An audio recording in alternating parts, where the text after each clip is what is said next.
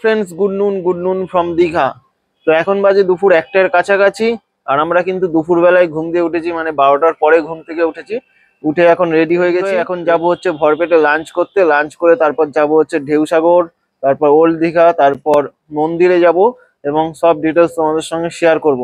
তো চলো বেশি দেরি না করে আমরা তাড়াতাড়ি ভরপেটে রেস্টুরেন্টে গিয়ে লাঞ্চটা সেরে তারপর সব ডিটেলস তোমাদের সঙ্গে শেয়ার করব।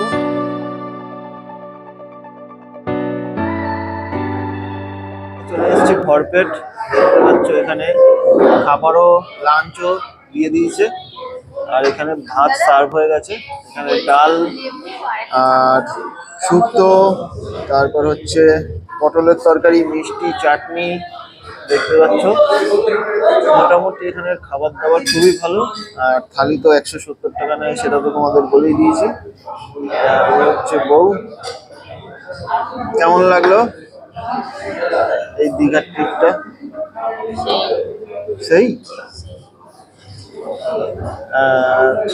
মোটামুটি ভরপেট ছাড়া ওল্ড দীঘায় গিয়ে সব থেকে বেশি ভালো লাগে। আমাদের কিন্তু লাঞ্চ কমপ্লিট হয়ে গেছে, আমরা চলে এসেছি দীঘার সমুদ্রে। নিউ দীঘা না, কিন্তু ওল্ড দীঘা। ওল্ড দীঘায় কিন্তু আমার খুবই ভালো লাগছে। কালকে সন্ধ্যেবেলায় এসেছিলাম, তারপর ভাবলাম ওল্ড দীঘায় যাই। ওল্ড দীঘার ভিউ হচ্ছে এরকম। তো পুরো জায়গাটাই কিন্তু এখন বাঁধিয়ে দিয়েছে, আর পুরো অল টোটাল জায়গায় কিন্তু লোকে স্নান করছে। নিউ দীঘার থেকে স্পেসটা অনেকটাই বড় করে দিয়েছে।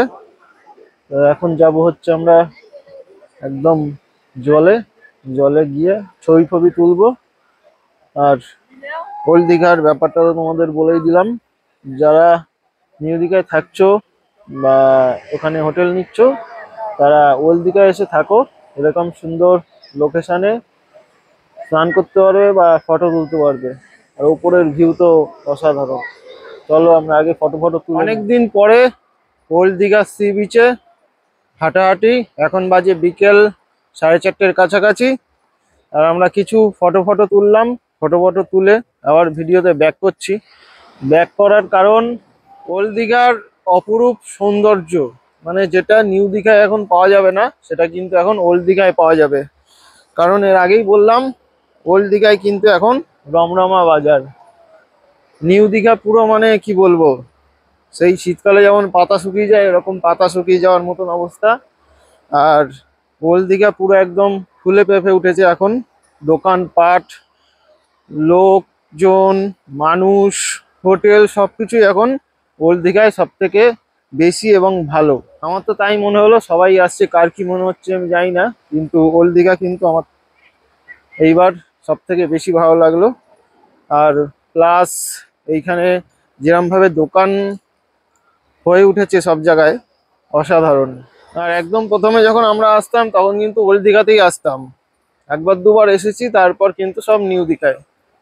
সেই জায়গা দিয়ে আজকে ওল্ড দীঘা কিন্তু আবার ঘুরে দাঁড়িয়েছে এবং নিজের সেই অপরূপ সৌন্দর্য আবার কিন্তু ওল্ড দীঘায় পাওয়া যাচ্ছে, যেটাই নিউ দীঘায় পাওয়া যাচ্ছে না। তো চলো এখন এই হচ্ছে পুরো ভিউ, অসাধারণ লাগছে। নিউ দীঘায় কিন্তু আমার এখন মনই লাগছে না। তো চলো এখন পেছনে যেটা দেখছো, এটা কিন্তু সব সময় জলের নিচে থাকে। আজকে দেখছি ফার্স্ট এতটা উপরে আছে, আর জল কিন্তু অনেকটাই নিচে নেমে গেছে। তো চলো এখন ওখানে গিয়ে আমরা ফটো তুলবো। ফটো তুলে আবার ভিডিওতে ব্যাক করব। আমরা চলে এসেছি সেই জায়গায় যেখানে এই জিনিসটা করা আছে। এবার করা আছে বলতে এটা আমিও ঠিক জানি না যে আদৌ এটা কেউ করেছে নাকি নিজের দিয়ে হয়েছে। এটা কিন্তু সবসময় বেশিরভাগ জলের তলাতেই থাকে, আমরা যতবার এসছি বা মানুষের মুখে শোনা। কিন্তু আজকে কিন্তু পুরো দেখা যাচ্ছে এবং অনেকটা ওপরেই আছে, জল কিন্তু অনেক কমে গেছে। আর এটা পুরো সামনাসামনি দেখতে পাচ্ছি। এই হচ্ছে পুরো সামনে থেকে জল কতটা কমে গেছে দেখাই যাচ্ছে।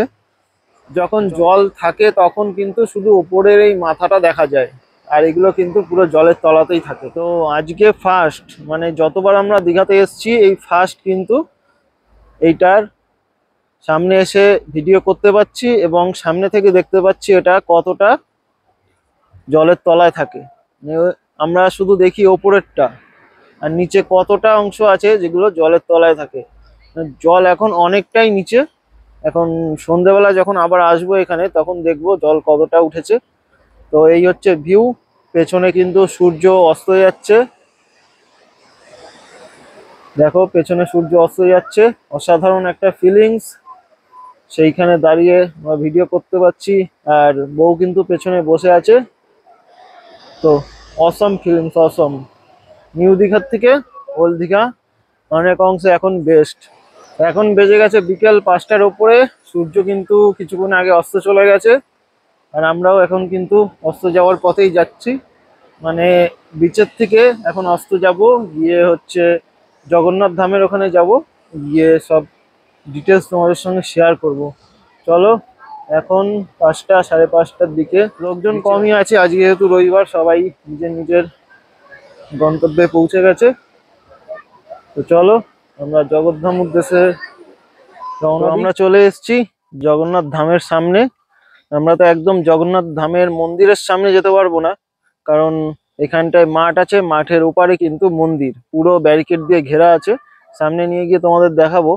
আর গাড়ি ওখানে দাঁড়িয়ে, আর রাস্তার অবস্থা এরকম। এর আগের বার যখন এসেছিলাম পুরো রাস্তা, মানে রাস্তা বলতে রাস্তা ছিলই না, মানে তখন তৈরি হচ্ছিল, শুধু বালি মাটি আর সাইডে সব রাখা ছিল, রাস্তা তৈরি হচ্ছিল। এইবার কিন্তু পুরো রাস্তা তৈরি হয়ে গেছে।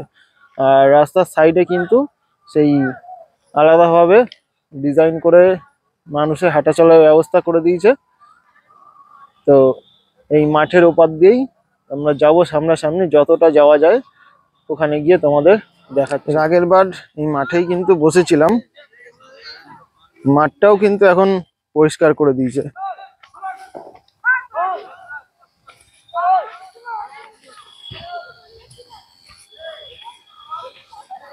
এখানে সব ভিআইপিদের থাকার ব্যবস্থা করেছে, আর এখান দিয়ে পুরো ব্যারিকেড দিয়ে ঘিরে দিয়েছে, পুরো রেলিং দিয়ে ঘেরা আছে।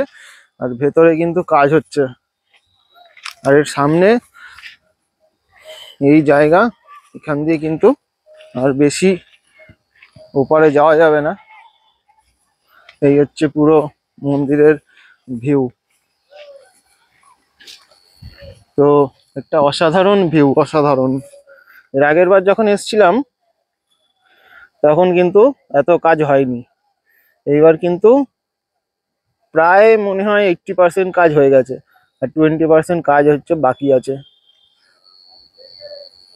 বাইরের দিয়ে কিন্তু অসাধারণ লাগছে।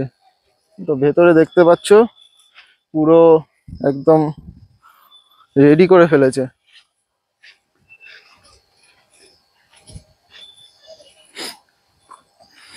ভেতরে হয়তো নিচে এগুলো শ্বেত পাথর, দেখে যা মনে হচ্ছে শ্বেত পাথর দিয়ে হাঁটার জায়গাটা রেডি করেছে। মন্দিরও প্রায় রেডি।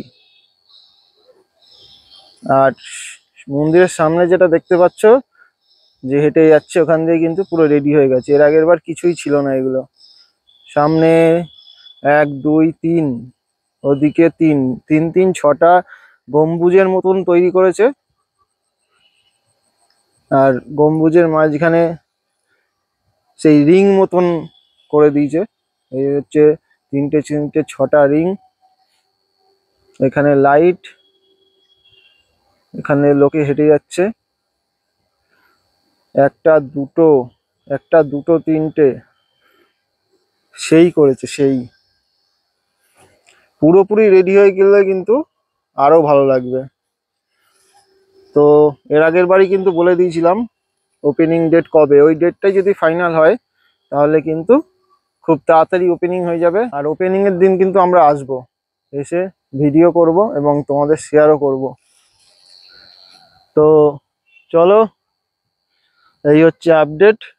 আমরা এখন যাব হচ্ছে রুমে, রুম থেকে কেবিল নেব, কেবিল নিয়ে তারপর যাব হচ্ছে ঢেউসাগর পার্কে। তো চলো। আমরা চলে এসেছি আবার কালকে সেই জায়গায় যেখান দিয়ে চিংড়ি কাবাব খেয়েছিলাম। আজকেও অর্ডার দিয়ে দিয়েছি। পরপর এখানে 4টে দোকান আছে, একদম বিচ ভিউ হোটেলের পাশেই, মানে সামনেই। আমাদেরও হোটেল একদম সামনেই। আমি গাড়ি নিয়ে আসলাম, আমার তো মনে হয় 2 সেকেন্ডও লাগলো না এখানে আসতে। আর এই যে সেকেন্ডের দোকানটা, এখানে অর্ডার দিয়েছি হচ্ছে 2 প্লেট চিংড়ি, 1 প্লেট কাবাব আর একটা ভোলা ভেটকি। সবগুলোই 50 টাকা করে। ভোলা ভেটকিও 50, কাবাবও 50, চিংড়ির প্লেটও 50। তো অন্যরকম আরো অনেক কিছু আছে, খেলে তোমরা খেতেই পারো। তো চলো আমাদের আগে রেডি হোক, তারপর আবার ব্যাক করছি ভিডিওতে। তো আমাদের 2 প্লেট চিকেন, আমাদের 2 প্লেট চিংড়ি, একটা ভোলা ভাপা আর একটা মশলা কাবাব চলে এসছে। আর গাড়িটাকেই পুরো একদম বানিয়ে নিয়েছি হচ্ছে, টেবিল চেয়ার ঘর বাড়ি সব বানিয়ে নিয়েছি। বউ চিংড়ি খাচ্ছে, আর এখানে হচ্ছে কাবাব আর ভোলা ভেটকি। এখন এখানে খাওয়া দাওয়া করবো, তারপর আবার যাবো হচ্ছে ঢেউসাগর পার্কে। চলো আগে খেয়ে নিই, তারপর আবার পার্কে গিয়ে দেখা হচ্ছে। আমরা চলে এসেছি এখন তোমাদের ঢেউসাগর পার্ক। এখানে হচ্ছে টিকিট কাউন্টার, আর এইখানে হচ্ছে পার্কিং। বাইক আমার লাগিয়ে দিচ্ছি, পরপর বাইক লাগানো আছে। বাইকের টিকিট হচ্ছে 10 টাকা করে।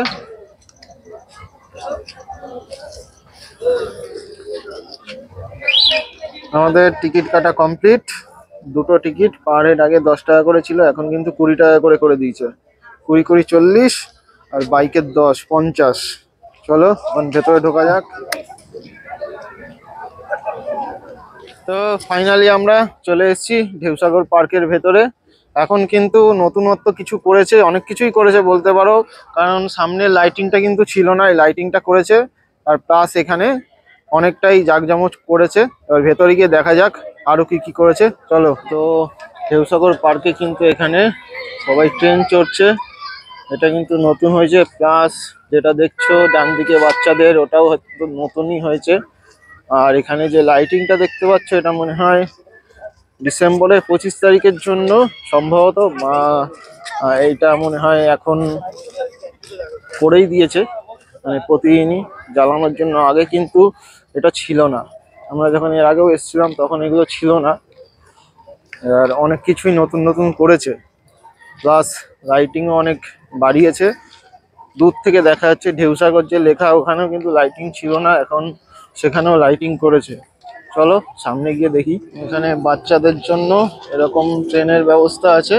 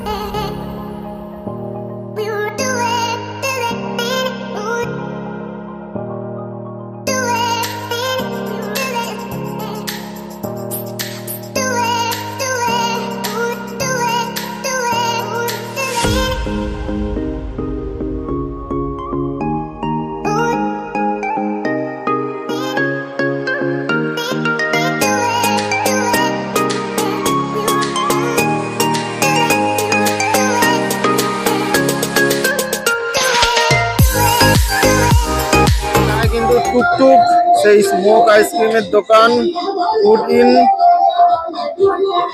এইখানে ভেলপুরি, পাপড়ি চাট, কফি হাউস, প্লাস এখানে যে ওয়াটার অ্যাক্টিভিটি হতো ওটা। প্লাস এখানে কিন্তু অনেক দোকান নতুন নতুন হয়েছে, মানে এর আগে কিন্তু এত জমজমাট ছিল না, এখন ঢেউসাগর পুরো জমজমাট হয়ে গেছে। আর এর জন্য 10 টাকা বাড়িয়েও দিয়েছে, আগে 10 ছিল এখন 20 করে দিয়েছে। এই হচ্ছে ঢেউসাগর পার্কের লাইটিং এবং জমজমাট লোকের ভিড়। সব সাইকেল অ্যাক্টিভিটি, সব বসে আছে লোকে। আর এই জায়গাটা একটু দেখে নাও, এই জায়গাটা কিন্তু এরকম ছিল না, পুরো জমজমাট হয়ে গেছে এবং পরপর সব ক্যাফে সব খুলে গেছে। আর এখানে তোমাদের সেই ট্রেন দাঁড়িয়ে আছে, এখানে ঢেউসাগর লেখা, এটা মনে হয় ট্রেনের টিকিটের কাউন্টার। সেই লাগছে লাইটিংটা। এখানে একটা নতুন অ্যাক্টিভিটি স্টার্ট হয়েছে, একদম ঢেউসাগর লেখা যেখানে, এখানেই মানে এটাকে রেডি করছে। তো এটার রেট মাত্র 50 টাকা। আমি কি জিজ্ঞেস করলাম, বললো 50 টাকা। এই হচ্ছে অ্যাক্টিভিটি, এটাকে রেডি করছে। এখন কিন্তু রেডি হয়ে গেছে ফাইনালি, এখন কি হয় সেটাই দেখার। পেছনেই কিন্তু সেই ওয়াটার পার্কের অ্যাক্টিভিটি, জাহাজ নিয়ে লাইটিং। ও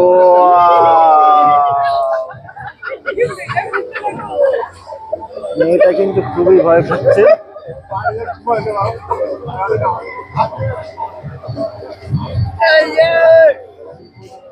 যাদের হার্টের প্রবলেম আছে কিন্তু তাদের জন্য কিন্তু এটা না, যারা একটু সহ্য করতে পারবে তাদের জন্য ঠিক আছে।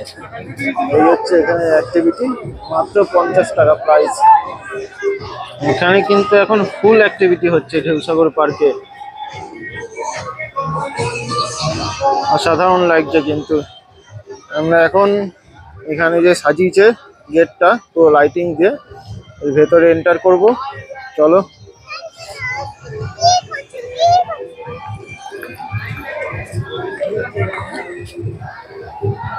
সেই লাগছে, সেই 25 তারিখের জন্য মনে হয় এটা স্পেশাল সাজিয়েছে তারা দিয়ে, অসাধারণ লাগছে। পুরোটাই কিন্তু সাজানো এরকম ভাবে। এখন চলে এসেছি আমরা সেই ছোট্ট ব্রিজে, ব্রিজেও কিন্তু লাইটিং দিয়ে সাজিয়ে দিয়েছে, পুরো টোটাল পার্কটাই কিন্তু লাইটিং দিয়ে সাজিয়েছে। দেখো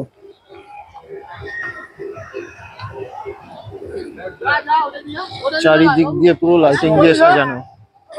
ওপারে আবার হাতের ওখানে নতুন কিছু করেছে, নতুন কিছু করছে, এখানে পুরো সাজানো আছে। কি করেছে সেটাই দেখার। নতুন নতুন তো অনেক কিছু করার কথা। এটাও বন্ধ ছিল, এখন তো দেখছি লাইটিং দিয়ে সাজানো, হয়তো এটা চালু করেছে। এই হচ্ছে ঢেউসাগরের ভিউ। আর এখানে দোকানপাট সব চালুই আছে। নৌকার ওদিক দিয়ে ঘুরে আসলাম, কিন্তু নৌকাটা লাইটিং দিয়েছে কিন্তু স্টার্ট করেনি, ভেতরে কিছু নেই। আর বিশ্ব বাংলার যে ইয়েটা ছিল ওটাও কিন্তু ওর উপরে নেই।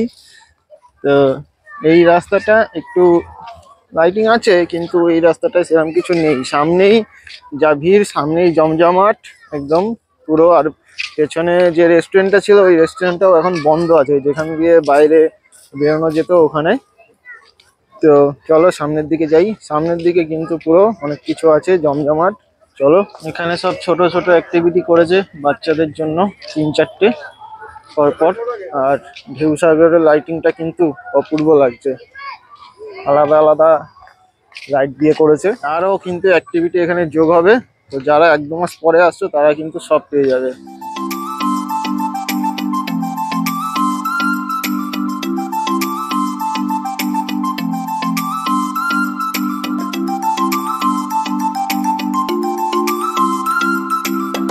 আমাদের রাতের ডিনার শুরু করে দিয়েছি, হচ্ছে বাটার নান, খাসির মাংস, আর বউ নিয়েছে প্লেন ভাত। তো মোটামুটি বাটার নানগুলো ভালোই আছে।